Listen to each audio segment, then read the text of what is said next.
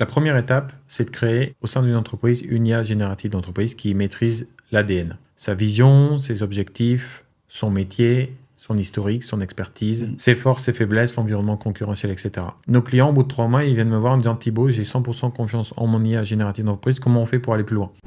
L'étape suivante, c'est de mettre en place notre solution qui s'appelle Furtive Chat, qui est un chatbot qui est mis en place sur le site internet et qui va jouer un rôle de commercial. Donc, c'est-à-dire que les prospects sur le site internet vont pouvoir avoir une première interaction. On va reprendre l'exemple du fabricant de meubles en bois. C'est pouvez-vous me donner des détails sur les délais de fabrication ? L'IA va être capable justement d'apporter des éléments de réponse avec son rôle commercial. Il faut imaginer que le client, quelques mois plus tard, il revient vers moi et il dit « Thibaut, l'étape suivante, c'est quoi ?»